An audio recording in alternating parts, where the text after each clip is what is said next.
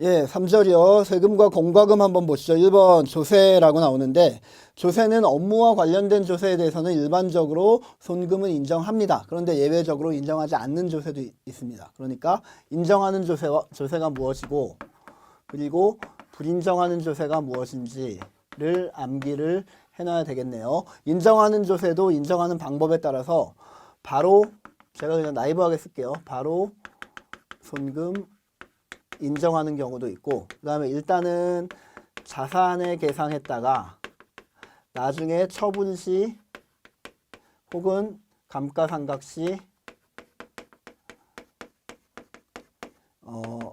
손금 인정하는 조세도 있습니다. 예, 이렇게 생각하시면 돼요. 자, 얘들은 보통은 이제 기간 과세하는 애들이 쭉 있는 거고 얘는 취득 시 한 번만 부과되는 것들이 있는 거고 무슨 말인지 잘 모르실 거예요. 그런데 한번 보면서 얘기를 한번 해봅시다.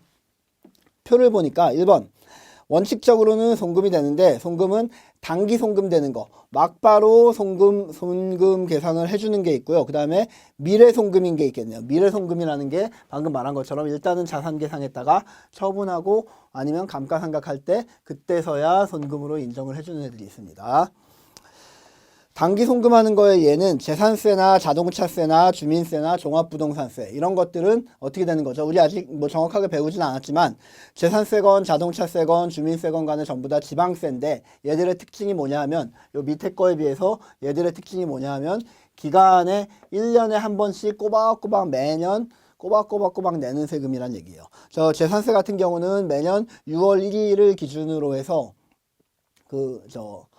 7월 달에 한 번 내고 9월 달에 한 번 내고 주택 같은 경우에는 일반 토지 같은 경우에는 9월 달에만 내지만 어쨌든 간에 매년 6월 1일을 기준으로 해서 매년 한 번씩 내는 세금이다 라고 생각하시면 되고요. 자동차세도 우리가 안 배웠지만 상반기에 한 번 내고 하반기에 한 번 내고 내년에 가면 또 내년 상반기에 한 번 내고 내년 하반기에 한 번 내고 이런 식으로 기간별로 한 번씩 혹은 두 번씩 내는 세금이다 라고 생각하시면 돼요. 주민세도 역시 마찬가지로 1년에 한 번 내는 세금이고요. 종합부동산세도 마찬가지로 이거는 국세이긴 하지만 11월 달에 한 번 내는 12월 달에 한 번 내는 세금입니다. 11월 달에 부과를 하고 이런 것들을 말하는 거고 그 밑에 미래송금이라는 거는 취득세가 있겠네요. 취득 시에 딱 한 번만 부과합니다. 얘의 대표적인 게 취득세가 되는 거죠.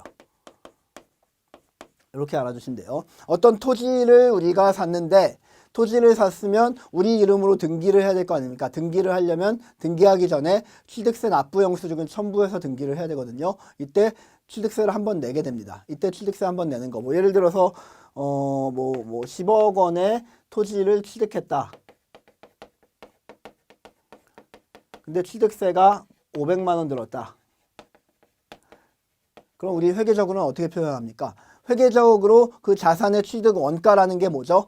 회계적인 개념이랑 지금 세무적인 개념이 똑같습니다. 회계적인 개념으로 자산의 취득 원가가 뭡니까? 그 자산을 계획된 용도에 사용하기까지 들어간 모든 비용을 다 더한다 그랬죠.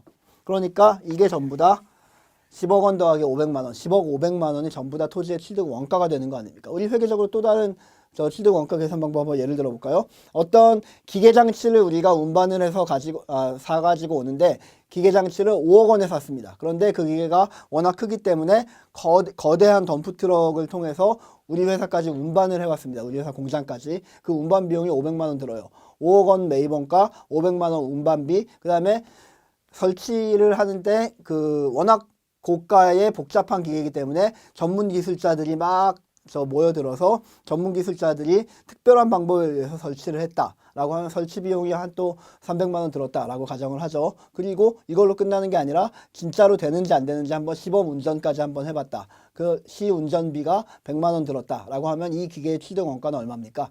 싹 다 더해야 되겠죠. 취득 원가 맨 처음 그 매입 비용 5억 원에다가 운반비 500만 원, 그 다음에 설치비 300만 원, 시운전비 100만 원 이것들을 전부 다 더한 가장 큰 금액이 취득 원가가 되는 거 아닙니까? 마찬가지로 똑같이 취급한다 이겁니다. 우리 세법에서도 취득세를 취득하면서 한번 내는 이 취득세 금액을 뭘로 본다? 그 자산의 취득 원가로 계산을 한 다음에 나중에 자산이 감가상각되거나 혹은 최종적으로 팔릴 때 그 원가들 전부를 송금으로 인정을 해준다. 어쨌든 간에 나중에 인정하는 거지만 송금 인정은 인정해 주는 거 아닙니까?